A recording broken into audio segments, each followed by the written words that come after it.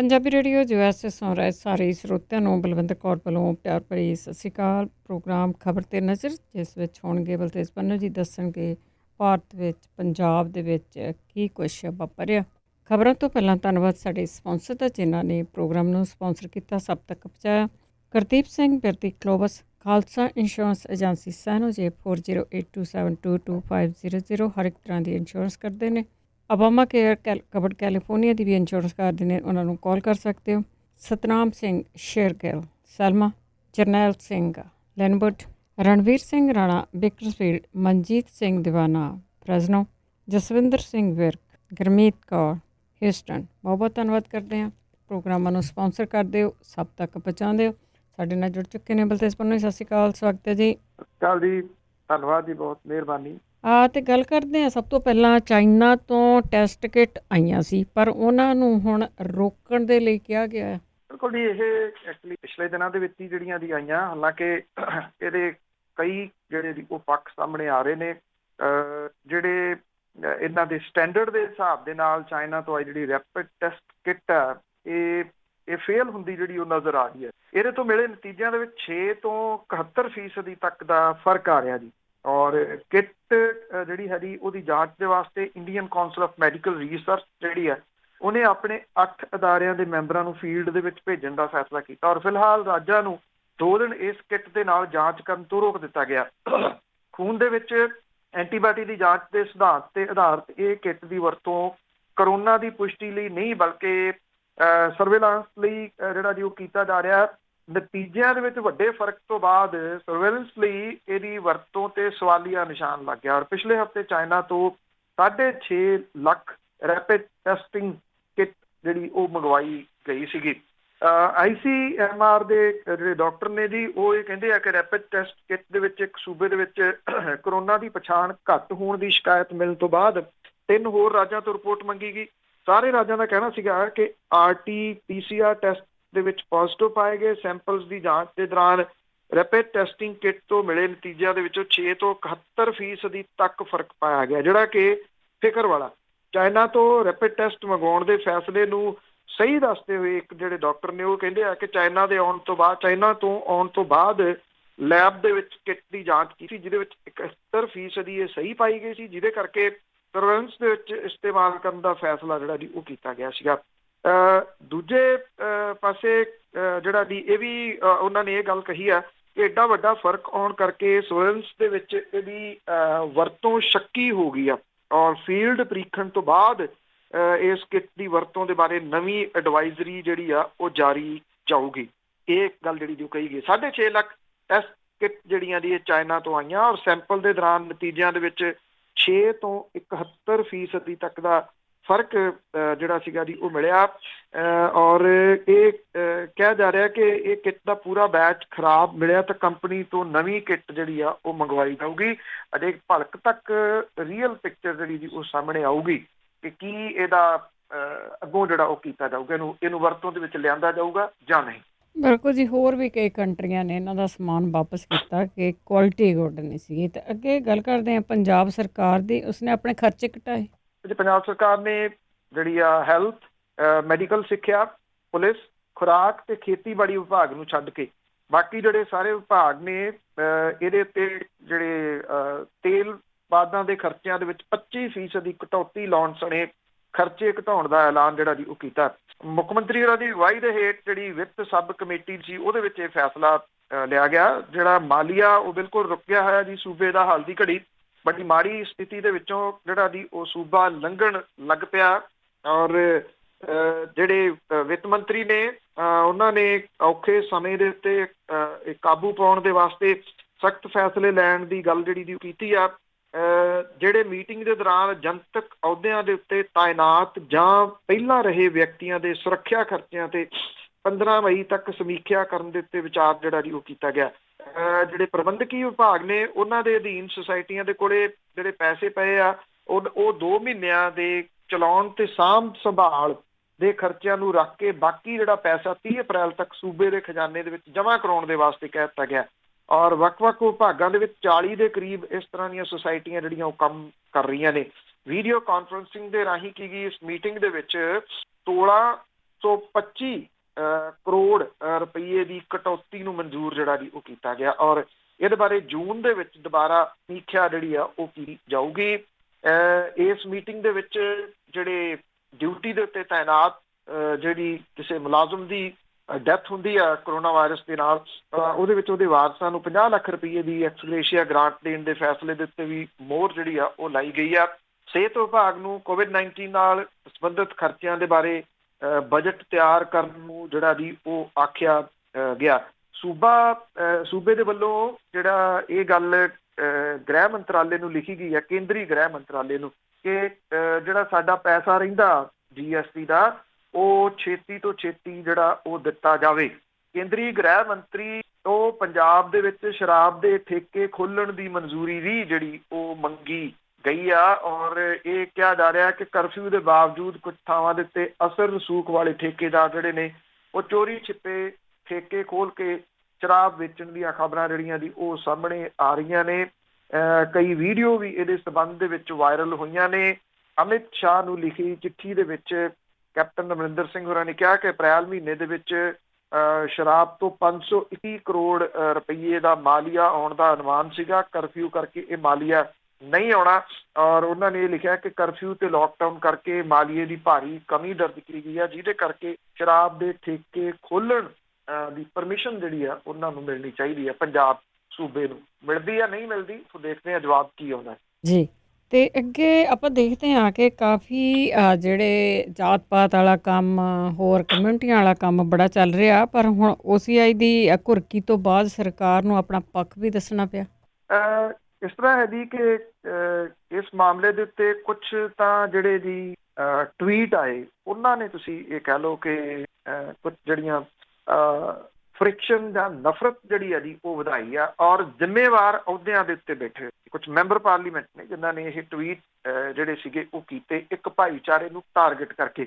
ਜਿਹੜੇ ਇੱਥੋਂ ਦੇ ਕੁਝ ਨੈਸ਼ਨਲ ਚੈਨਲ ਨੇ ਤੇ ਆਪਣੇ ਆਪ ਨੂੰ ਪੱਤਰਕਾਰ ਵੱਡੇ ਜਿਹੜੇ ਜੀ ਉਹ ਅਖਵਾਉਂਦੇ, ਉਹਨਾਂ ਦੇ ਟਵੀਟ ਤੇ ਉਹਨਾਂ ਦਾ ਜਿਹੜਾ ਸਟਾਈਲ ਆ ਉਹਨੇ ਇਹ ਨਫ਼ਰਤ ਜਿਹੜੀ ਜੀ ਉਹ ਪੈਦਾ ਕੀਤੀ। ਇਹ ਕਿਵੇਂ ਹੋ ਸਕਦਾ ਕਿ ਤੁਸੀਂ ਖਬਰ ਦੇ ਵਿੱਚ ਇਹ ਦੱਸੋ ਕਿ ਫਲਾਂ ਸੂਬੇ ਦੇ ਵਿੱਚ 20 ਲੋਕ ਜਿਹੜੇ ਆ ਉਹ ਪੋਜ਼ਿਟਿਵ ਪਾਏ ਗਏ ਆ, ਉਹਦੇ ਵਿੱਚ ਇੰਨੇ ਜਿਹੜੇ ਆ ਜੀ ਇਸ ਭਾਈਚਾਰੇ ਦੇ ਆ।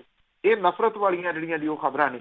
ਜਿਹੜਾ ਕਰੋਨਾ ਵਾਇਰਸ ਆ ਉਹ ਧਰਮ, ਜਾਤ ਪਾਤ, ਊਚ ਨੀਚ ਨਹੀਂ ਵੇਖ ਰਿਹਾ ਜੀ, ਉਹ ਤਾਂ ਚੰਬੜ ਰਿਹਾ, ਹਰ ਇੱਕ ਨੂੰ ਜਿਹੜਾ ਜੀ ਉਹ ਚੰਬੜ ਰਿਹਾ।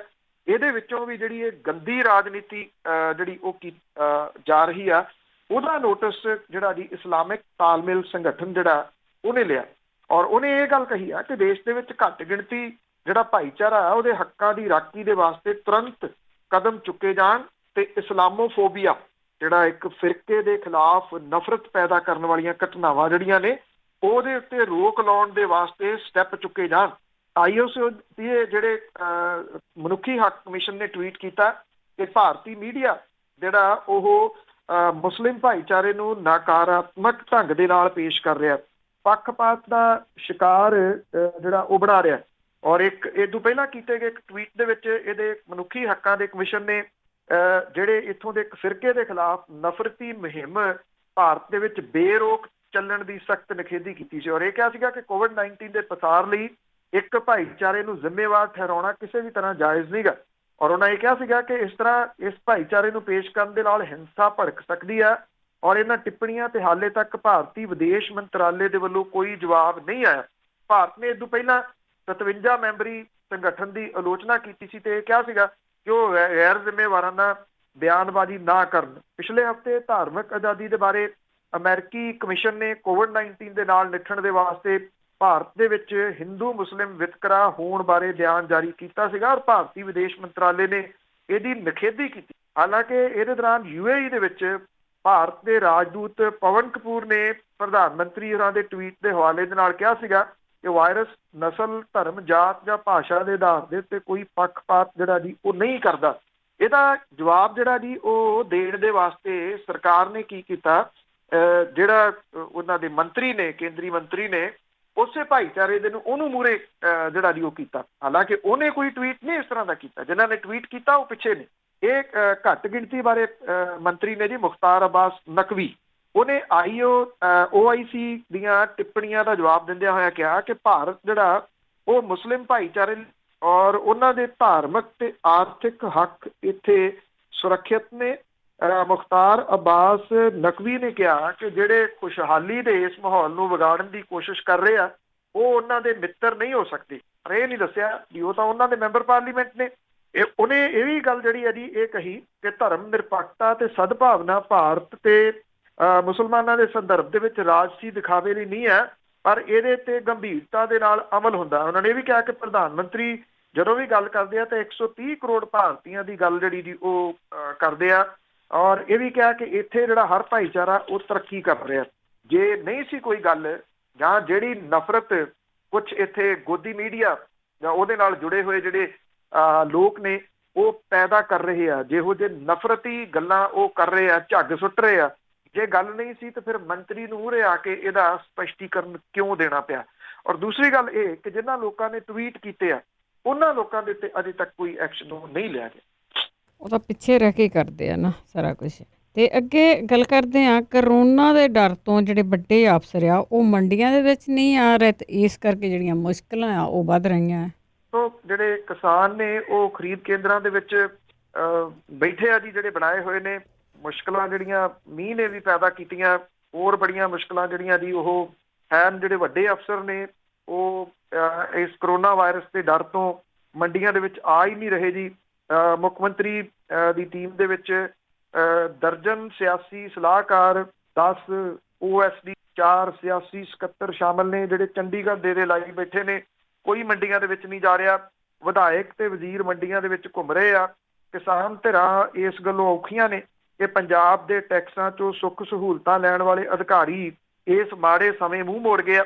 15 ਅਪ੍ਰੈਲ ਤੋਂ ਕਣਕ ਦੀ ਖਰੀਦ ਸ਼ੁਰੂ ਹੋਈ ਆ, ਪਰ ਖੁਰਾਕ ਤੇ ਸਪਲਾਈ ਵਿਭਾਗ ਦੇ ਪ੍ਰਮੁੱਖ ਸਕੱਤਰ, ਵਿਭਾਗ ਦੇ ਡਾਇਰੈਕਟਰ ਜਿਹਦੇ ਜਿੰਨੇ ਖਰੀਦ ਪ੍ਰਬੰਧ ਹੈ ਨੇ, ਹਫ਼ਤੇ ਬਾਅਦ ਵੀ ਪੰਜਾਬ ਦੇ ਵਿੱਚ ਕਿਤੇ ਨਹੀਂ ਵੇਖੇ ਗਏ। ਵੀਡੀਓ ਕਾਨਫਰੰਸਿੰਗ ਦੇ ਜ਼ਰੀਏ ਇਹ ਕੰਮ ਚਲਾਇਆ ਜਾ ਰਿਹਾ। ਸਰਕਾਰ ਦੇ ਵੱਲੋਂ ਖਰੀਦ ਏਜੰਸੀਆਂ ਦੇ ਫੀਲਡ ਸਟਾਫ ਨੂੰ ਹਦਾਇਤ ਕੀਤੀ ਗਈ ਆ ਕਿ ਫਸਲ ਵੇਚਣ ਆਉਂਦੇ ਕਿਸਾਨਾਂ ਦੀ ਸਾਰਾ ਕੁਝ ਚੰਗਾ ਇਹ ਵੀਡੀਓ ਕਲਿੱਪ ਬਣਾ ਕੇ ਸਰਕਾਰ ਨੂੰ ਭੇਜੀ ਜਾਵੇ ਤਾਂ ਕਿ ਸੁਨੇਹਾ ਦਿੱਤਾ ਜਾ ਸਕੇ ਕਿ ਮੰਡੀਆਂ 'ਚ ਕੋਈ ਮੁਸ਼ਕਲ ਨਹੀਂ। ਤੁਸੀਂ ਦੇਖੋ ਡਰਾਮੇਬਾਜ਼ੀ ਕੀ, ਉਹ ਕਿਸੇ ਨਾ ਕਿਸੇ ਨੂੰ ਲੈ ਕੇ ਉਹਦੇ ਤੋਂ ਅਖਵਾ ਲੈਂਦੇ ਆ ਵੀ ਕਹਦੇ ਬਹੁਤ ਕਮਾਲ ਹੋਈ ਪਈ ਹੈ, ਨਾਲ ਦੀ ਨਾਲ ਮੇਰੀ ਜਿਹੜੀ ਫਸਲ ਚੁੱਕੀ ਗਈ। ਉਹ ਉੱਥੇ ਦੇ ਕੇ ਉਹਨਾਂ ਨੂੰ ਇਹ ਦੱਸਿਆ ਜਾ ਰਿਹਾ ਆਹ ਦੇਖੋ ਜੀ ਕੈਸੇ ਅਸੀਂ ਪ੍ਰਬੰਧ ਕੀਤੇ। ਮੰਡੀਆਂ 'ਚ ਆਏ ਨਹੀਂ, ਜਾਇਜ਼ਾ ਲਿਆ ਨਹੀਂ, ਕਲਿੱਪਾਂ ਜਿਹੜੀਆਂ ਜੀ ਉਹ ਬਣਵਾਈਆਂ ਜਾ ਰਹੀਆਂ ਨੇ। ਕਿਸਾਨਾਂ ਦੀਆਂ 2257 ਸ਼ਿਕਾਇਤਾਂ ਜਿਹੜੀਆਂ ਜੀ ਉਹ ਆਈਆਂ ਦੱਸੀਆਂ ਜਾ ਰਹੀਆਂ ਨੇ। ਜਿਹੜੀਆਂ ਕਿਸਾਨ ਯੂਨੀਅਨਾਂ ਨੇ ਉਹ ਇਹ ਕਹਿ ਰਹੀਆਂ ਨੇ ਕਿ ਜਿਹੜੇ ਫੌਰੀ ਅਧਿਕਾਰੀ ਨੇ ਉਹਨਾਂ ਨੂੰ ਫੌਰੀ ਤੌਰ ਦੇ ਉੱਤੇ ਮੰਡੀਆਂ ਦੇ ਵਿੱਚ ਭੇਜਿਆ ਜਾਵੇ ਤਾਂ ਕਿ ਪਾਸਾਂ ਦੇ ਮਾਮਲੇ ਦੇ ਉੱਤੇ ਹੱਲ ਜਿਹੜਾ ਜੀ ਉਹ ਕੱਢਿਆ ਜਾ ਸਕੇ। ਮੁਸ਼ਕਲਾਂ ਤਾਂ ਕਿਸਾਨਾਂ ਨੂੰ ਆ ਰਹੀਆਂ ਨੇ। ਸਵਾਲ ਵੱਡਾ ਇਹ ਆ ਕਿ ਜਦੋਂ ਇਹ ਅਫਸਰ ਇਹਨਾਂ ਨੂੰ ਇਹਦੇ ਉੱਤੇ ਪੋਚਾ ਫੇਰਨ ਦੇ ਵਾਸਤੇ ਲੱਗੇ ਹੋਏ ਆ ਕਿ ਇਸ ਤਰੀਕੇ ਦੇ ਨਾਲ ਇਹਨਾਂ ਨੂੰ ਇਗਨੋਰ ਜਿਹੜਾ ਜੀ ਉਹ ਕਰ ਦਿਓ, ਵੀਡੀਓ ਕਲਿੱਪ ਬਣਾਓ ਤੇ ਉੱਤੇ ਦੱਸ ਦਿਓ ਆਹ ਦੇਖੋ ਜੀ ਸਾਡੇ ਕੋਲੇ ਆ ਗਏ। ਹਰੇਕ ਮੰਡੀ ਦੇ ਵਿੱਚ ਜਿਹੜਾ ਜੀ ਬਿਲਕੁਲ ਸ਼ਾਨਦਾਰ ਤਰੀਕੇ ਨਾਲ ਕੰਮ ਹੋ ਰਿਹਾ, ਜਦੋਂ ਕਿ ਡੇ ਬਾਈ ਡੇ ਆਪਾਂ ਪਹਿਲਾਂ ਤੋਂ ਗੱਲ ਜਿਹੜੀ ਕਰ ਰਹੇ ਹਾਂ ਕਿ ਮੁਸ਼ਕਲਾਂ ਤਾਂ ਆਉਣੀਆਂ ਨੇ ਐਤਕੀ, ਕਿਉਂਕਿ ਅਜਿਹੀ ਸਥਿਤੀ ਪਹਿਲਾਂ ਕਦੇ ਨਹੀਂ ਆਈ। ਪਰ ਜੇ ਮੁਸ਼ਕਲਾਂ ਆਉਣੀਆਂ ਨੇ ਤੇ ਉਹਦੇ ਹੱਲ ਵੀ ਤਾਂ ਮੌਜੂਦ ਨੇ ਨਾ। ਹੱਲ ਉਹ ਕੱਢਣੇ ਨੇ ਸੀਨੀਅਰ ਅਫਸਰਾਂ ਨੇ, ਉਹ ਆਰਾਮ ਦੇ ਨਾਲ ਚੰਡੀਗੜ੍ਹ ਦੇ ਵਿੱਚ ਬੈਠੇ ਨੇ, ਉਹ ਮੰਡੀਆਂ ਦੇ ਵਿੱਚ ਉਤਰਨ ਲਈ ਤਿਆਰ ਨਹੀਂ। ਜਿਹੜੇ ਮੰਤਰੀ ਸ਼ੰਤਰੀ ਸੀ ਉਹ ਲਾਮ ਲਸ਼ਕਰ ਜਿਹਾ ਲੈ ਕੇ ਜ਼ਰੂਰ ਤੁਰੇ ਫਿਰਦੇ ਸੀਗੇ, ਪਰ ਉਹ ਆਪ ਫੈਸਲਾ ਕੋਈ ਨਹੀਂ ਲੈ ਸਕਦੇ। ਫੈਸਲੇ ਜਿਨ੍ਹਾਂ ਨੇ ਲੈਣੇ ਨੇ ਉਹ ਹੈ ਨਹੀਂ ਜੀ। ਤੇ ਅੱਗੇ ਗੱਲ ਕਰਦੇ ਹਾਂ ਪਟਿਆਲੇ ਦੇ ਵਿੱਚ ਜਿਹੜੀਆਂ ਗਰੀਬ ਬਸਤੀਆਂ ਆ ਉਸ ਦੇ ਭੁੱਖ ਦਾ ਸ਼ਿਕਾਰ ਹੋਣ ਲੱਗੇ ਲੋਕ। ਦੇਖੋ ਉਹ ਤਾਂ ਸਾਰੇ ਜਗ੍ਹਾ ਹੀ ਜਿਹੜਾ ਜੀ ਉਹ ਰਹੇ ਆ। ਡੇ ਬਾਈ ਡੇ ਇਹ ਮੁਸ਼ਕਲ ਜਿਹੜੀ ਆ ਉਹ ਵੱਧਦੀ ਹੁਣ ਤੁਰੀ ਜਾ ਰਹੀ ਆ। ਖਾਸ ਤੌਰ ਦੇ ਉੱਤੇ ਜਦੋਂ ਸੈਕਿੰਡ ਫੇਜ਼ ਜਿਹੜਾ ਜੀ ਉਹ ਸਟਾਰਟ ਹੋਇਆ ਉਸ ਤੋਂ ਬਾਅਦ ਮੁਸ਼ਕਲਾਂ ਉਹ ਜਿਹੜਾ ਤੁਸੀਂ ਕਹਿ ਲਓ ਕਿ ਮੂੰਹ ਅੱਡੀ ਖੜੀਆਂ ਨੇ। ਇੱਥੇ ਜਿਹੜੇ ਸੜਕਾਂ ਦੇ ਉੱਤੇ ਲੰਗਰ ਵਰਤਾਉਣ ਵਾਲੇ ਸੀਗੇ ਉਹਨਾਂ ਦੀ ਵਜ੍ਹਾ ਕਰਕੇ ਕੁਛ ਵੱਡੀ ਮੁਸ਼ਕਲ ਵੀ ਜਿਹੜੀ ਆ ਜੀ, ਜਿਹਦੇ ਕਰਕੇ ਪਟਿਆਲਾ ਇਸ ਵੇਲੇ ਘਿਰਿਆ ਪਿਆ ਜੀ। ਔਰ ਪਟਿਆਲੇ ਦੇ ਵਿੱਚ 31 ਕੇਸ ਜਿਹੜੇ ਆ ਜੀ ਉਹ ਹੋ ਚੁੱਕੇ ਹੋਏ ਆ ਪੋਜ਼ਿਟਿਵ। ਜਿਹੜੇ ਦੋ ਤਰ੍ਹਾਂ ਦੇ ਲੰਗਰ ਨੇ ਜੀ, ਤਾਂ ਜਿਹੜੇ ਗੁਰਦੁਆਰਿਆਂ ਵਗੈਰਾ ਦੇ ਵਿੱਚ ਬਣਦੇ ਨੇ ਉੱਥੇ ਸੇਫਟੀ ਵਗੈਰਾ ਦਾ ਧਿਆਨ ਜਿਹੜਾ ਉਹ ਰੱਖਿਆ ਜਾ ਰਿਹਾ ਕਾਫੀ, ਔਰ ਉੱਥੋਂ ਪੈਕ ਹੋ ਕੇ ਲੰਗਰ ਆਉਂਦਾ। ਜਿਹੜੇ ਇਹ ਸੜਕਾਂ ਦੇ ਉੱਤੇ ਲੰਗਰ ਲੱਗਦੇ ਸੀਗੇ ਜੀ ਇਹਦੇ 'ਚ ਸੇਫਟੀ ਸੂਫਟੀ ਵਾਲੀ ਕੋਈ ਗੱਲ ਨਹੀਂ ਸੀਗੀ ਜਿਹੜੀ ਕਿ ਮੁਸ਼ਕਲ ਬਣੀ। ਇਹਦੇ ਉੱਤੇ ਜਿਹੜੀ ਜੀ ਡਿਪਟੀ ਕਮਿਸ਼ਨਰ ਨੇ ਪਾਬੰਦੀ ਲਾਤੀ ਔਰ ਇਹ ਕਿਹਾ ਕਿ ਰੈੱਡ ਕਰਾਸ ਵਾਲੇ ਹੀ ਜਿਹੜਾ ਉਹ ਅਨਾਜ ਦੇਣਗੇ, ਹੋਰ ਨਹੀਂ ਕੋਈ ਦੇ ਸਕਦਾ। ਉਦੋਂ ਇਹ ਪਾਬੰਦੀ ਲਾਉਣੀ ਜਾਇਜ਼ ਬਿਲਕੁਲ ਸੀਗੀ ਜੀ, ਕਿਉਂਕਿ ਵਾਇਰਸ ਫੈਲਣ ਤੋਂ ਵੀ ਰੋਕਣਾ। ਜਿੱਥੇ ਜਿੱਥੇ ਉਹ ਗਏ ਆ ਉੱਥੇ ਉੱਥੇ ਉਹਨਾਂ ਜਿਹੜੀਆਂ ਥਾਵਾਂ ਨੇ 800 ਦੇ ਕਰੀਬ ਘਰ ਨੇ ਜਿਨ੍ਹਾਂ ਨੂੰ ਕੁਆਰੰਟਾਈਨ ਕੀਤਾ ਗਿਆ ਤਾਂ ਕਿ ਉੱਥੇ ਫੈਲਣ ਦਾ ਡਰ ਜਿਹੜਾ ਜੀ ਉਹ ਪਿਆ ਹੋਇਆ। ਹੁਣ ਇਹ ਦੂਜੀ ਮੁਸ਼ਕਿਲ ਜਿਹੜੀ ਜੀ ਉਹ ਖੜੀ ਹੋ ਰਹੀ ਹੈ ਕਿ ਇੱਥੇ ਜਿਹੜੀਆਂ ਇਹ ਕਲੋਨੀਆਂ ਨੇ, ਜਿਹੜੀਆਂ ਬਸਤੀਆਂ ਨੇ, ਉਹਨਾਂ ਦੇ ਵਿੱਚ ਜਿਹੜਾ ਜੀ ਉਹ ਬੁਰਾ ਹਾਲ ਹੋਣਾ ਸ਼ੁਰੂ ਹੋ ਗਿਆ। ਜਿਹੜੇ ਗਰੀਬ ਪਰਿਵਾਰ ਨੇ ਉਹ ਜਿਹੜੀਆਂ ਇਹਨਾਂ ਦੇ ਨੇੜੇ ਪੈਂਦੀਆਂ ਕੋਠੀਆਂ ਨੇ ਜਾਂ ਤਾਂ ਉਹ ਆਸਰਾ ਉਹਨਾਂ ਦਾ ਜਿਹੜਾ ਜੀ ਉਹ ਬਣ ਰਹੀਆਂ ਨੇ। ਲੋਕ ਮਦਦ ਕਰ ਰਹੇ ਆ ਜੀ, ਇਹ ਵੀ ਇੱਕ ਪੋਜ਼ਿਟਿਵ ਪੱਖ ਹੈ। ਬਹੁਤ ਵੱਡੀ ਗਿਣਤੀ ਦੇ ਵਿੱਚ ਲੋਕ ਮਦਦ ਕਰ ਰਹੇ ਆ। ਪੰਜਾਬੀਆਂ ਦੇ ਸੁਭਾਅ ਦੇ ਵਿੱਚ ਤਾਂ ਮਦਦ ਕਰਨਾ ਜਿਹੜਾ ਜੀ ਉਹ ਹੈਗਾ, ਜਿੰਨਾ ਕੁ ਹੋ ਸਕਦਾ ਇੱਥੋਂ ਜਿਹੜਾ ਜੀ ਉਹ ਮਿਲ ਰਿਹਾ। ਪਰ ਇਹ ਬਸਤੀਆਂ ਬਹੁਤ ਵੱਡੀਆਂ ਨੇ। ਕੈਪਟਨ ਅਮਰਿੰਦਰ ਸਿੰਘ ਦੀ ਜਿਹੜੀ ਰਿਹਾਇਸ਼ ਆ ਇੱਥੇ, ਪਰਨੀਤ ਕੌਰ ਹੋਰਾਂ ਦੀ ਰਿਹਾਇਸ਼ ਸੀ, ਚਲੋ ਉਹ ਤਾਂ ਆਏ ਨਹੀਂ 3 ਸਾਲ ਤੋਂ ਇੱਥੇ, ਜਿਹੜਾ ਮਹਿਲ ਆ ਉਹਨਾਂ ਦਾ, ਉਹਦੇ ਬਿਲਕੁਲ ਪਿੱਛੇ ਦਾਰੂ ਕੁੱਟੀਆ ਪੈਂਦੀ ਹੈ ਜੀ। ਐਕਚੁਅਲੀ ਦਾਰੂ ਕੁੱਟੀਆ ਦਾਰੂ ਕੁੱਟਣ ਵਾਲੇ ਹੁੰਦੇ ਸੀਗੇ ਜੀ ਕਿਸੇ ਟਾਈਮ, ਜਿਹੜੀਆਂ ਦੇਸੀ ਦਵਾਈਆਂ ਰੱਖਿਆ ਸੀ ਭੁਪਿੰਦਰ ਸਿੰਘ ਹੋਰਾਂ ਨੇ, ਜਿਹੜੇ ਦਾਦਾ ਸਨ ਕੈਪਟਨ ਅਮਰਿੰਦਰ ਸਿੰਘ ਦੇ, ਉਹ ਫਿਰ ਇੱਥੇ ਵਸਾਲੇ। ਉਦੋਂ ਤੋਂ ਇਹ ਕਲੋਨੀ ਜਿਹੜੀ ਬਣੀ ਹੋਈ ਆ ਦਾਰੂ ਕੁੱਟੀਆਂ ਦੀ। ਹੁਣ ਦਾਰੂ ਕੁੱਟੀਏ ਤਾਂ ਨਹੀਂ ਹੈਗੇ ਪਰ ਉਹਦਾ ਨਾਂ ਕਲੋਨੀ ਦਾ ਦਾਰੂ ਕੁੱਟੀਆ ਅਮਰਦਰਸ਼ਨ ਕਲੋਨੀ ਆ। ਇੱਥੇ ਵੀ 500 ਦੇ ਕਰੀਬ ਪਰਿਵਾਰ ਜਿਹੜੇ ਜੀ ਉਹ ਰਹਿੰਦੇ ਆ, ਜਿਹੜੇ ਜ਼ਿਆਦਾ ਰਿਕਸ਼ਾ, ਆਟੋ ਰਿਕਸ਼ਾ, ਮਜ਼ਦੂਰੀ ਕਰਦੇ ਆ। ਇਹਨਾਂ ਦੀਆਂ ਜਿਹੜੀਆਂ ਔਰਤਾਂ ਨੇ ਉਹ ਕੋਠੀਆਂ ਦੇ ਵਿੱਚ ਕੰਮ ਕਰਦੀਆਂ ਨੇ। ਕਰਫਿਊ ਲੱਗਣ ਕਰਕੇ ਸਾਰਾ ਕੁਝ ਜਿਹੜਾ ਜੀ ਉਹ ਬੰਦ ਹੋ ਗਿਆ। ਔਰ ਪਹਿਲਾਂ ਜਿਹੜੇ ਪੁਲਿਸ ਵਾਲੇ, ਨਗਰ ਨਿਗਮ ਵਾਲੇ ਜਿਹੜਾ ਜੀ ਉਹ ਰਸਤ ਵੰਡਦੇ ਸੀਗੇ, ਪਰ ਹੌਲੀ ਹੌਲੀ ਜਿਹੜੀ ਦੀ ਉਹ ਬੰਦ ਹੋ ਗਈ। ਇਹ ਰਸਤ ਜਿਹੜੀ ਜਿੰਨੀ ਕੁ ਹੁਣ ਦਿੱਤੀ ਜਾ ਰਹੀ ਹੈ ਰੈੱਡ ਕਰਾਸ ਦੇ ਵੱਲੋਂ ਉਹ ਬਹੁਤ ਥੋੜੀ ਹੈ। ਇਹ ਕਿਹਾ ਜਾ ਰਿਹਾ ਕਿ ਇੱਕ ਪੈਕਟ ਦੇ ਵਿੱਚ ਇੱਕ ਬੰਦੇ ਦਾ ਜਿਹੜਾ ਜੀ ਖਾਣਾ ਹੁੰਦਾ ਔਰ ਇੱਕ ਟਾਈਮ ਦਾ ਹੁੰਦਾ। ਪਰਿਵਾਰ ਇਹਨਾਂ ਦੇ ਸਭ ਨੂੰ ਪਤਾ ਹੈ ਕਿ ਵੱਡੇ ਨੇ। ਨਿਊ ਗ੍ਰੀਨ ਪਾਰਕ ਇੱਥੇ ਕਾਲੋਨੀ ਆ, ਉਹਦੇ ਵਿੱਚ ਵੀ ਜਿਹੜਾ ਜੀ ਉਹ ਆ ਨਹੀਂ ਰਹੀ, ਜਿਹੜਾ ਰਾਸ਼ਨ ਵਗੈਰਾ ਨਹੀਂ ਆ ਰਿਹਾ ਜੀ। ਝੁੱਗੀਆਂ ਨੇ ਇੱਥੇ, 70 ਮੈਂਬਰ ਨੇ ਇਹਦੇ ਵਿੱਚ। ਉਹ ਕਹਿ ਰਹੇ ਕਿ ਕਈ ਦਿਨ ਤੋਂ ਉੱਥੇ ਜਿਹੜਾ ਜੀ ਉਹ ਰਾਸ਼ਨ ਨਹੀਂ ਜਿਹੜਾ ਆਇਆ। ਜਿਹੜੇ ਰੈੱਡ ਕਰਾਸ ਵਾਲੇ ਨੇ ਜੀ ਉਹ ਇਹ ਕਹਿੰਦੇ ਆ ਕਿ ਜੇ ਕਿਸੇ ਵੀ ਇਲਾਕੇ ਦੇ ਵਿੱਚੋਂ ਮੰਗ ਆਉਂਦੀ ਹੈ ਤਾਂ ਅਸੀਂ ਉੱਥੇ ਲੰਗਰ ਜਿਹੜਾ ਜੀ ਉਹ ਪਹੁੰਚਾ ਰਹੇ ਹਾਂ। ਪੈਕੇਟ ਵੀ ਜਿਹੜੇ ਆ ਉਹ ਵੰਡੇ ਜਾ ਰਹੇ ਆ। 1,500 ਜਿਹੜੇ ਲੋਕ ਨੇ ਜੀ ਉਹ ਗੁਰਦੁਆਰਾ ਦੂਤ ਨਿਵਾਰਨ ਦੇ ਉੱਤੇ ਡਿਪੈਂਡ ਨੇ, ਜਿਹੜੇ ਕਿ ਉੱਥੋਂ ਲੰਗਰ ਜਿਹੜਾ ਉਹ ਲੈ ਰਹੇ ਆ। ਪਰ ਉਹਦੇ 'ਚ ਇਹ ਹੈ ਕਿ ਕੋਈ ਨਾ ਕੋਈ ਜਾ ਕੇ ਜਿਹੜਾ ਜੀ ਉਹਨੂੰ ਲਿਆਉਣਾ ਪੈਂਦਾ ਤੇ ਉਹਦੇ ਵਿੱਚ ਸਖਤੀ ਕਰਕੇ ਜਿਹੜਾ ਜੀ ਉਹਨਾਂ ਨੂੰ ਮੁਸ਼ਕਿਲਾਂ ਵੀ ਜਿਹੜੀਆਂ ਆ ਰਹੀਆਂ ਨੇ। ਪਰ ਫਿਰ ਵੀ ਜਿਵੇਂ ਮੈਂ ਪਹਿਲਾਂ ਵੀ ਜਿਹੜਾ ਜੀ ਗੱਲ ਕੀਤੀ ਸੀ, ਚਾਹੇ ਉਹ ਦਿੱਲੀ ਦੇ ਗੁਰਦੁਆਰੇ ਨੇ, ਚਾਹੇ ਇੱਥੋਂ ਦੇ ਗੁਰਦੁਆਰੇ ਨੇ ਜੀ, ਉਹ ਬਹੁਤ ਸਾਰੇ ਲੋਕਾਂ ਦੀ ਠਾਹਰ ਜਿਹੜੀ ਉਹ ਬਣੇ ਹੋਏ ਨੇ ਔਰ ਉਹਨਾਂ ਦਾ ਢਿੱਡ ਜਿਹੜਾ ਇਹ ਭਰ ਰਹੇ ਨੇ। ਜਿਹੜੇ ਲੰਗਰ ਜਿਨ੍ਹਾਂ ਦੇ ਕਰਕੇ ਮੁਸ਼ਕਿਲ ਜਿਹੜੀ ਆਈ ਹੈ ਜੀ, ਉਹ ਸੜਕਾਂ ਦੇ ਉੱਤੇ ਲੰਗਰ ਵਾਲੇ ਜਾਂ ਫੋਟੋ ਖਿਚਾਉਣ ਵਾਲੇ ਬਹੁਤੇ ਜਿਹੜੇ ਜੀ ਉਹ ਲੰਗਰ ਸੀ ਜਿਨ੍ਹਾਂ ਨੇ ਇਹ ਮੁਸ਼ਕਿਲਾਂ ਪੈਦਾ ਕੀਤੀਆਂ। ਜੇ ਉਹ ਥੋੜਾ ਜਿਹਾ ਉਦੋਂ ਸਿਆਣਪ ਤੋਂ ਕੰਮ ਲੈਂਦੇ, ਉਹ ਆਪ ਵੀ ਮੁਸੀਬਤ ਦੇ ਵਿੱਚ ਫਸੇ ਆ ਜੀ। ਵੈਸੇ ਇਹ ਆ, ਜੇ ਥੋੜਾ ਜਿਹਾ ਉਦੋਂ ਸਿਆਣਪ ਤੋਂ ਕੰਮ ਲੈਂਦੇ, ਬਹੁਤ ਸਾਰੇ ਲੋਕ ਕਹਿੰਦੇ ਸੀਗੇ ਵੀ ਜਿਹੜਾ ਮਾਸਕ ਤੇ ਜਿਹੜੇ ਗਲਵਜ਼ ਵਗੈਰਾ ਨੇ ਉਹ ਤੁਸੀਂ ਪਾਓ, ਇਹ ਪਾਉਂਦੇ ਨਹੀਂ ਸੀਗੇ। ਪਾਉਂਦੇ ਤਾਂ ਨਵਜੋਤ ਸਿੰਘ ਸਿੱਧੂ ਹੁਣੀ ਵੀ ਨਹੀਂ, ਉਹ ਹੁਣ ਪਾਉਣ ਜਿਹੜਾ ਜੀ ਉਹ ਲੱਗੇ। ਪਹਿਲਾਂ ਪਾਏ ਹੁੰਦੇ ਤੇ ਸ਼ਾਇਦ ਏਡੀ ਵੱਡੀ ਸਮੱਸਿਆ ਜਿਹੜੀ ਉਹ ਨਾ ਬਣਦੀ, ਨਾ ਇਹ ਸਾਰਾ ਕੁਝ ਬੰਦ ਹੁੰਦਾ ਤੇ ਨਾ ਇਹ ਗਰੀਬ ਲੋਕਾਂ ਤੱਕ ਜਿਹੜਾ ਜੀ ਰਾਸ਼ਨ ਬੰਦ ਹੁੰਦਾ ਜੀ। ਤੇ ਅੱਗੇ ਗੱਲ ਕਰਦੇ ਹਾਂ, ਮੰਡੀਆਂ ਦੇ ਵਿੱਚ ਕਹਿੰਦੇ ਬੈਂਡ ਵਾਲੇ, ਰਿਕਸ਼ੇ ਵਾਲੇ ਤਾਂ ਬੇਟਰ, ਉਹਨਾਂ ਦੇ ਆਉਣ ਕਰਕੇ ਮਜ਼ਦੂਰਾਂ ਦੀ ਜਿਹੜੀ ਕਮੀ ਸੀ ਉਹ ਪੂਰੀ ਹੋਈ। ਦੇਖੋ ਇਹ ਇੱਕ ਥੋੜਾ ਜਿਹਾ ਡਿਫਰੈਂਟ ਜਿਹੜਾ ਉਹ ਸ਼ੁਰੂ ਹੋਇਆ ਮੰਡੀਆਂ ਦੇ ਵਿੱਚ, ਕਿਉਂਕਿ ਇਹ ਸਭ ਨੂੰ ਪਤਾ ਹੈ ਕਿ ਪ੍ਰਵਾਸੀ ਮਜ਼ਦੂਰ ਜਿਹੜੇ ਨੇ ਉਹ ਆਪਣੇ ਰਾਜਾਂ ਨੂੰ ਪਰਤ ਗਏ, ਜਿਹਦੇ ਕਰਕੇ ਮੁਸ਼ਕਿਲ ਤਾਂ ਜਿਹੜੀ ਆ ਰਹੀ ਹੈ। ਇੱਕ ਇੰਨੀ ਕੁ ਹੈ ਕਿ ਇਹਨਾਂ ਨੂੰ ਕੰਮ ਥੋੜਾ ਸਿਖਾਉਣਾ ਪੈ ਰਿਹਾ। ਉਹ ਤੁਸੀਂ ਕਹਿ ਲਓ ਕਿ ਉਹ ਸਿੱਖੇ ਹੋਏ ਸਾਡੀ ਜਿਹੜੀ ਮੰਡੀਆਂ ਦੇ ਵਿੱਚ ਲੇਬਰ ਕੰਮ ਕਰਦੀ ਆ, ਉਹ ਕੰਮ ਦੇ ਬੜੇ ਪਰਫੈਕਟ ਹੁੰਦੇ, ਪਰ ਫਿਰ ਵੀ ਕੰਮ ਜਿਹੜਾ ਜੀ ਉਹ ਚੱਲਣ ਲੱਗ ਗਿਆ। ਇਹ ਇੱਕ ਇਹਦਾ ਪੋਜ਼ਿਟਿਵ ਪੱਖ ਜਿਹੜਾ ਉਹ ਕਿਹਾ ਜਾ ਸਕਦਾ। ਜੇ ਇੱਥੇ ਪਟਿਆਲੇ ਦੀ ਗੱਲ ਹੀ ਕਰੀਏ ਤਾਂ ਪਟਿਆਲੇ ਦੇ ਵਿੱਚ ਜਿਹੜੇ ਜੀ ਇੱਥੋਂ ਬਹੁਤੇ ਪ੍ਰਵਾਸੀ ਮਜ਼ਦੂਰ ਚਲੇ ਗਏ, ਜਿਹਦੇ ਕਰਕੇ ਜਿਹੜੇ ਦੂਜੇ ਜਗ੍ਹਾ ਦੇ ਉੱਤੇ ਮਜ਼ਦੂਰੀ ਕਰਨ ਵਾਲੇ ਲੋਕ ਨੇ ਉਹਨਾਂ ਨੇ ਇਹ ਮੋਰਚੇ ਸਾਂਭ ਲਿਆ ਜੀ। ਰਾਜ ਮਿਸਤਰੀ, ਪੇਂਟਰ, ਵੇਟਰ ਜਿਹੜੇ ਵਿਆਹਾਂ ਦੇ ਵਿੱਚ ਅਕਸਰ ਦਿਸਦੇ ਨੇ, ਬੈਂਡ ਮਾਸਟਰ, ਕੁੱਕ, ਰਿਕਸ਼ਾ ਚਲਾਉਣ ਵਾਲੇ, ਦਿਹਾੜੀ ਦੱਪਾ ਕਰਨ ਵਾਲੇ ਜਿਹੜੇ ਜੀ ਉਹ ਹੁਣ ਮੰਡੀਆਂ ਵੱਲ ਨੂੰ ਹੋਏ ਆ। ਪਹਿਲਾਂ ਇਹ ਲੱਗਦਾ ਸੀਗਾ ਕਿ ਪੱਕੀ ਲੇਬਰ ਦੇ ਚਲੇ ਜਾਣ ਕਰਕੇ ਮੰਡੀਆਂ ਦੇ ਕੰਮ ਦੇ ਵਿੱਚ ਖੜੋਤ ਆ ਜਾਣੀ ਆ, ਪਰ ਹੁਣ ਇਹ ਜਦੋਂ ਜਿਹੜੇ ਮਜ਼ਦੂਰ ਨੇ ਇੱਧਰ ਨੂੰ ਆਏ ਆ ਤੇ ਮੰਡੀਆਂ ਦਾ ਕੰਮ ਜਿਹੜਾ ਜੀ ਉਹ ਮਜ਼ਦੂਰਾਂ ਦੀ ਵਜ੍ਹਾ ਕਰਕੇ ਨਹੀਂ ਰੁਕ ਰਿਹਾ ਜੀ। ਇੱਥੇ ਜੇ ਇੱਥੋਂ ਦੀ ਗੱਲ ਜਿਹੜੀ ਉਹ ਕਰੀਏ, ਇਸ ਕੰਮ ਦੀ ਅਦਾਇਗੀ ਆੜ੍ਹਤੀਆਂ ਨੇ ਕਰਨੀ ਹੁੰਦੀ ਹੈ। ਜਿਨ੍ਹਾਂ ਦੇ ਵਿੱਚੋਂ ਲੇਬਰ ਦੀ ਤੋਟ ਕਰਕੇ ਕਈਆਂ ਨੇ ਜਿਹੜੀ ਅਗਾਊਂ ਅਦਾਇਗੀ ਵੀ ਕਰ ਦਿੱਤੀ ਆ ਵੀ ਲੇਬਰ ਕਿਸੇ ਤਰੀਕੇ ਦੇ ਨਾਲ ਇਹ ਜਾਵੇ ਨਾ। ਮਜ਼ਦੂਰ ਇਹ ਕਹਿੰਦੇ ਆ ਕਿ ਉਹ ਆਪ ਕਮਾ ਕੇ ਖਾਣ ਦਾ ਨਜ਼ਾਰਾ ਜਿਹੜਾ ਜੀ ਉਹ ਵੱਖਰਾ। ਉਹ ਕਹਿੰਦੇ ਕਿ ਅਸੀਂ ਕਿਸੇ ਮੂਹਰੇ ਹੱਥ ਨਹੀਂ ਅੱਡਦੇ, ਘਰਾਂ ਦੇ ਵਿੱਚ ਬਹਿ ਕੇ ਕਲੇਸ਼ ਵੱਧ ਰਹੇ ਸੀਗੇ। ਫਿਰ ਹੌਲੀ ਹੌਲੀ ਇਹਨਾਂ ਨੇ ਮੰਡੀਆਂ ਵੱਲ ਨੂੰ ਜਿਹੜਾ ਜੀ ਉਹ ਰੁਖ ਕਰਨਾ ਸ਼ੁਰੂ ਕੀਤਾ। ਈ ਰਿਕਸ਼ਾ ਚਲਾਉਣ ਵਾਲੇ, ਰਿਕਸ਼ਾ ਚਲਾਉਣ ਵਾਲੇ, ਇੱਥੇ ਹੋਟਲਾਂ ਦੇ ਵਿੱਚ ਤੰਦੂਰ ਦੇ ਉੱਤੇ ਰੋਟੀਆਂ ਲਾਉਣ ਵਾਲੇ, ਉਹ ਆਪਣੇ ਨਾਲ ਵੇਟਰਾਂ ਨੂੰ ਲੈ ਆਇਆ ਜੀ, ਕਿਉਂਕਿ ਉਹ ਵੇਟਰ ਉਹਦੇ ਸੰਪਰਕ ਦੇ ਵਿੱਚ ਸੀਗੇ। ਉਹ ਕਾਰਾਂ ਸਾਫ਼ ਕਰਨ ਦਾ ਕੰਮ ਜਿਹੜਾ ਜੀ ਉਹ ਕਰਦੇ ਨੇ, ਉਹ ਚਲੇ ਗਏ। ਜਿਹੜੇ ਉਹ ਇਹ ਕਹਿੰਦੇ ਨੇ ਕਿ ਅੱਗੇ ਤੋਂ ਅੱਗੇ ਵੇਟਰ ਸੰਪਰਕ ਦੇ ਵਿੱਚ ਸੀ, ਉਹਨਾਂ ਨੇ ਫੋਨ ਕਰ ਕਰਕੇ ਆੜ੍ਹਤੀਆਂ ਨੇ ਕਿਹਾ ਕਿ ਹੋਰ ਤੁਸੀਂ ਬੰਦੇ ਜਿੰਨੇ ਨੇ ਉਹ ਮੰਗਾ ਲਓ। ਇੱਕ ਅੱਧੇ ਦਿਨ ਦੇ ਵਿੱਚ ਇਹ ਜਿਹੜੀ ਇਹਨੂੰ ਸਾਫ਼ ਕਰਨਾ, ਕਣਕ ਨੂੰ ਇਹਨੂੰ ਤੋਲਣਾ, ਉਹਨਾਂ ਨੇ ਦਿਹਾੜੀ ਦੇ ਵਿੱਚ ਇਹ ਸਾਰਾ ਕੁਝ ਸਿੱਖ ਲਿਆ।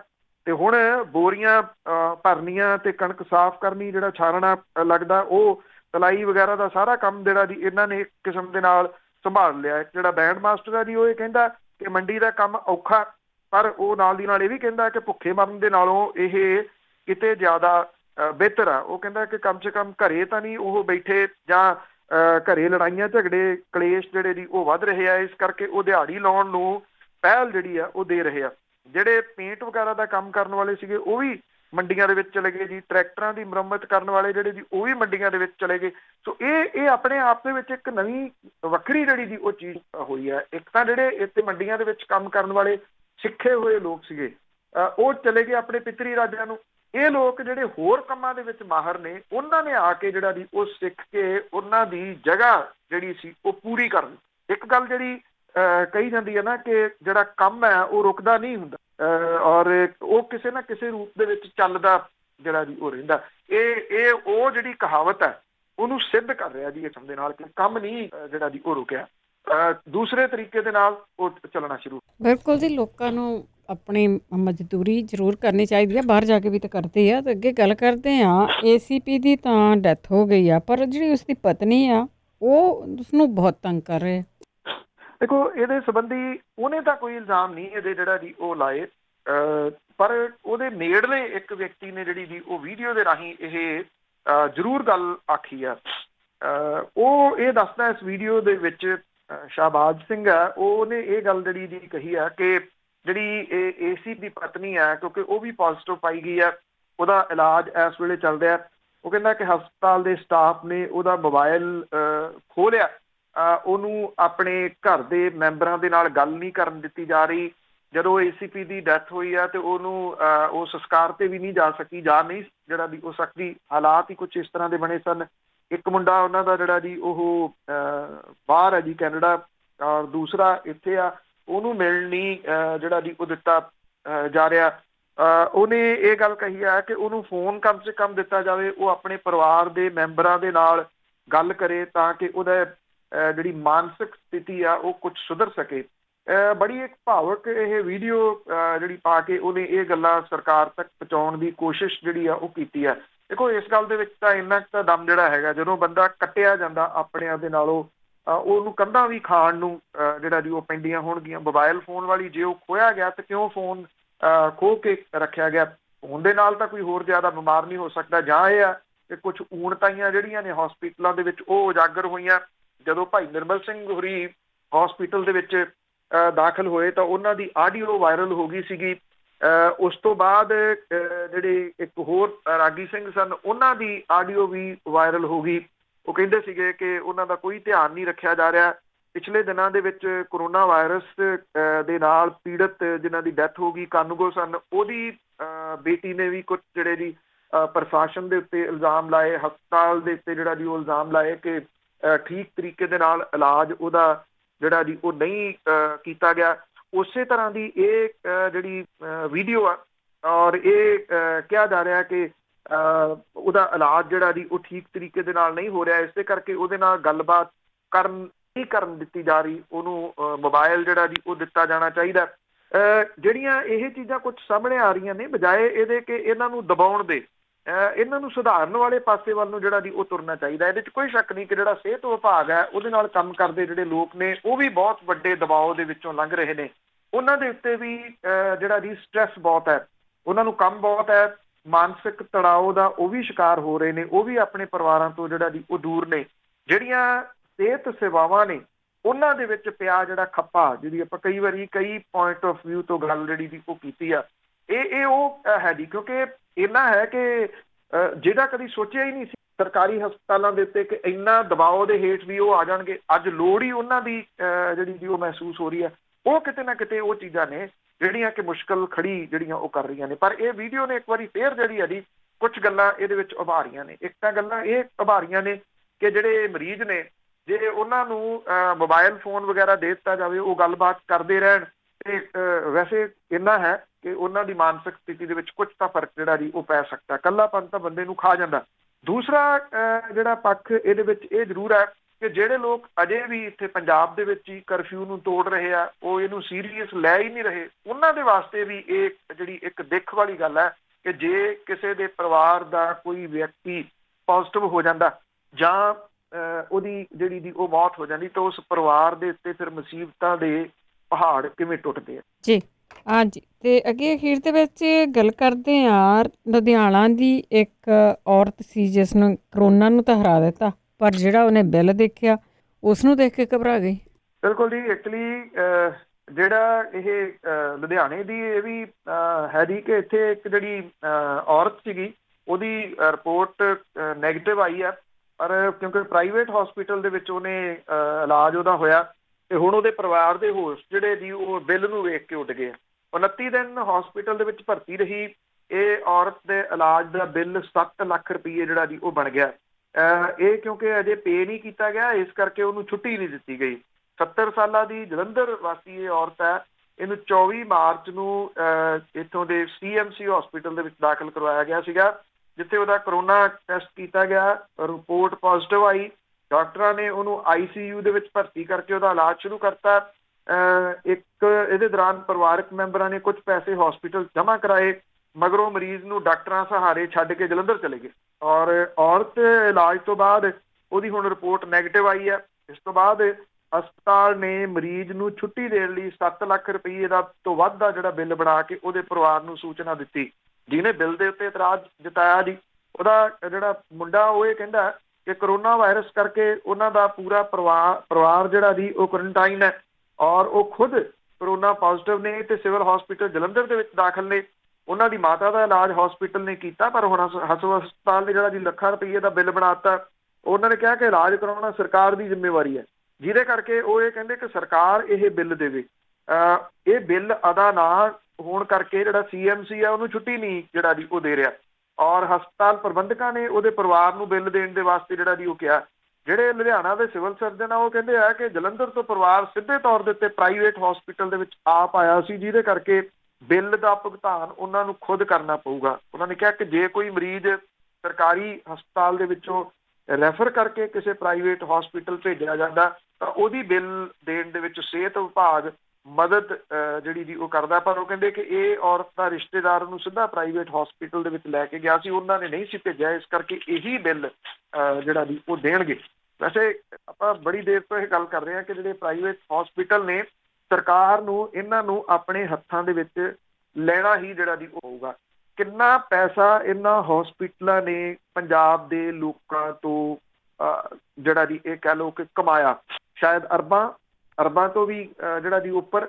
ਇਹ ਗੱਲ ਦੇ ਉੱਤੇ ਸਟੰਟ ਪਾਉਣ ਵਾਲੇ ਜਿਹੜੇ ਜਾਂ ਇੰਨੇ ਟੈਸਟ ਕਰਵਾਉਣ ਵਾਲੇ ਹਸਪੀਟਲ ਜਿਹੜੇ ਨੇ ਉਹ ਕਿੱਥੇ ਗਏ ਜੀ? ਸਟੰਟ ਇੰਨੇ ਜਿਹੜੇ ਪੈਂਦੇ ਹੁੰਦੇ ਸੀਗੇ, ਜਿਹੜੇ ਇੰਨੇ ਟੈਸਟ ਹੁੰਦੇ ਸੀਗੇ, ਇਹਦੇ ਪਿੱਛੇ ਕੋਈ ਜਿਹੜੇ ਭੇਦ ਤਾਂ ਬੜੇ ਵੱਡੇ ਨੇ ਨਾ। ਇਸ ਮੁਸੀਬਤ ਦੇ ਮੌਕੇ ਦੇ ਉੱਤੇ ਤਾਂ ਕਮ ਸੇ ਕਮ ਇਹਨਾਂ ਲੋਕਾਂ ਨੂੰ ਜਿਹੜਾ ਜੀ ਉਹ ਖੜਨਾ ਚਾਹੀਦਾ ਹੈ। ਚਲੋ ਹੋਰ ਨਹੀਂ, ਇਨਸਾਨੀਅਤ ਦੇ ਨਾਤੇ ਹੀ ਇਹਨਾਂ ਲੋਕਾਂ ਦੇ ਵਾਸਤੇ ਖੜ ਜਾਣ, ਪਰ ਇਨਸਾਨੀਅਤ ਤੇ ਇਹ ਦਿਓ ਕਦ ਵੱਡੀਆਂ ਇਮਾਰਤਾਂ ਦੇ ਵਿੱਚੋਂ ਸ਼ਾਇਦ ਨਹੀਂ। ਬਿਲਕੁਲ ਗੱਲ ਤਾਂ ਤੁਹਾਡੀ ਠੀਕ ਆ। ਉਹੀ ਹੈਰਾਨੀ ਹੁੰਦੀ ਆ ਬਲਦੇਵ ਸਾਨੂੰ ਜੀ ਕਿ ਕਿਸੇ ਦਾ ਕੋਈ ਟੈਸਟ ਨਹੀਂ, ਕਿਸੇ ਨੂੰ ਕੋਈ ਦਵਾਈ ਨਹੀਂ, ਤੁਸੀਂ ਇਕੱਲੇ ਸਟੰਟ ਦੀ ਗੱਲ ਹੀ ਕੀਤੀ ਆ। ਕਿਸੇ ਦਾ ਖੂਨ ਵਿਡਰਾ ਕਰਦੇ ਸੀਗੇ, ਕਿਸੇ ਦਾ ਕੁਛ ਕਰਦੇ ਸੀ, ਕਿੱਥੇ ਚਲ ਗਏ ਲੋਕ? ਉਹ ਸਾਰੇ ਤੰਦਰੁਸਤ ਹੋ ਗਏ। ਇਹ ਬਹੁਤ ਵੱਡਾ ਜਿਹੜਾ ਜੀ ਉਹ ਸਵਾਲ ਹੈ। ਸ਼ੂਗਰ ਪੇਸ਼ੈਂਟ ਨੇ ਬੜੇ ਵੱਡੀ ਗਿਣਤੀ ਕਿ ਉਹ ਕਿੱਥੇ ਗਏ ਜੀ? ਇੱਥੇ ਬੜੇ ਵੱਡੇ ਹਸਪੀਟਲ ਨੇ ਜਿਨ੍ਹਾਂ ਦੇ ਵਿੱਚ ਡੇਲੀ ਬੇਸਿਸ ਦੇ ਉੱਤੇ ਜਿਹੜੇ ਰੈਫਰ ਹੋ ਕੇ ਆਉਂਦੇ ਸੀਗੇ ਕਿ ਫਲਾਣਾ ਡਾਕਟਰ ਨੇ ਜਿਹੜਾ ਜੀ ਭੇਜਿਆ 5-5 ਹਜ਼ਾਰ ਰੁਪਏ ਦੇ ਟੈਸਟ, 10-10 ਹਜ਼ਾਰ ਰੁਪਏ ਦੇ ਟੈਸਟ ਪਾਓ ਸਟੰਟ ਤਾਂ ਇੱਥੇ ਇਦਾਂ ਜਿਹੜਾ ਜੀ ਉਹ ਪਾਉਂਦੇ ਜਿਵੇਂ ਇਹ ਮਾੜੀ ਮੋਟੀ ਦੀ ਜਿਹੜੀ ਜੀ ਉਹ ਖੇਡ ਹੋਵੇ। ਕਿਸੇ ਨੂੰ ਪੁੱਛੋ, ਉਹ ਕਹਿੰਦਾ ਜੀ ਆ ਮੈਨੂੰ ਹਾਰਟ ਦੀ ਪ੍ਰੋਬਲਮ ਥੋੜੀ ਜਿਹੀ ਆਈ ਸੀ ਤੇ ਡਾਕਟਰਾਂ ਨੇ ਸਟੰਟ ਪਾਤਾ, ਹੁਣ ਮੈਂ ਜਿਹੜਾ ਜੀ ਉਹ ਠੀਕ ਹੈ। ਉਹ ਸਟੰਟ ਕਿੰਨਾ ਵਰਕ ਜਿਹੜਾ ਜੀ ਉਹ ਕਰਦਾ, ਤੁਸੀਂ ਮੈਡੀਕਲ ਲਾਈਨ ਵਾਲੇ ਨੂੰ ਜਿਹੜਾ ਜੀ ਉਹ ਪੁੱਛ ਲੈਣਾ। ਅਮਰੀਕਾ ਦੇ ਵਿੱਚ ਆਪਣੇ ਪੰਜਾਬੀ ਭਾਈਚਾਰੇ ਦੇ ਬੜੇ ਹੈਗੇ, ਤੁਹਾਨੂੰ ਬਿਹਤਰ ਜਵਾਬ ਜਿਹੜਾ ਜੀ ਉਹ ਦੇ ਦੇਣਗੇ। ਅੱਜ ਉਹ ਸਾਰਾ ਕੁਝ ਕਿੱਥੇ ਗਿਆ? 1 ਮਹੀਨਾ ਹੋ ਗਿਆ ਜੀ ਇਹ ਸਾਰਾ ਕੁਝ ਜਿਹੜਾ ਉਹ ਬੰਦ ਹੋਏ ਨੂੰ। ਮੈਂ ਕੱਲ ਵੀ ਜਿਹੜਾ ਜੀ ਉਹ ਦੇਖ ਰਿਹਾ ਸੀ, ਬਿਲਕੁਲ ਸੁੰਨਸਾਨ ਹੈ ਉੱਥੇ। ਇਹ ਉਹ ਸਟੰਟਾਂ ਵਾਲੀਆਂ ਜਿਹੜੀਆਂ ਜੋ ਕੱਦ ਬਿਲਡਿੰਗਾਂ ਨੇ ਉਹਦੇ ਵਿੱਚ ਉੱਥੇ ਟ੍ਰੈਫਿਕ ਇੰਨਾ ਹੁੰਦਾ ਕਿ ਗੱਡੀ ਮੋੜਨੀ ਉੱਥੋਂ ਜਿਹੜੀ ਜੀ ਉਹ ਔਖੀ ਆ। ਇੱਧਰੋਂ ਐਂਬੂਲੈਂਸ ਸਾਰੀਆਂ ਉੱਥੇ ਆਉਣੀਆਂ ਸੀਗੀਆਂ ਜੀ। ਅੱਜ ਉਹ ਸ਼ਾਂਤ ਕਿਉਂ ਨਹੀਂ ਜੀ? ਉਹ ਮਰੀਜ਼ ਕਿੱਥੇ ਗਏ? ਇਹ ਬਹੁਤ ਵੱਡਾ ਜਿਹੜਾ ਜੀ ਉਹ ਇੱਕ ਸਵਾਲੀਆ ਚਿੰਨ੍ਹ ਹੈ ਲੋਕਾਂ ਦੇ ਸਾਹਮਣੇ। ਮੇਰੇ ਖਿਆਲ ਦੇ ਵਿੱਚ ਲੋਕ ਸਾਰੇ ਠੀਕ ਹੀ ਹੋ ਗਏ ਆ, ਕਿਸੇ ਨੂੰ ਲੋੜ ਹੀ ਨਹੀਂ ਸਟੰਟ ਦੀ ਜਾਂ ਕਿਸੇ ਚੀਜ਼ ਦੀ। ਬਹੁਤ ਬਹੁਤ ਧੰਨਵਾਦ ਬਲਤੇਜ ਪੰਨੂ ਜੀ।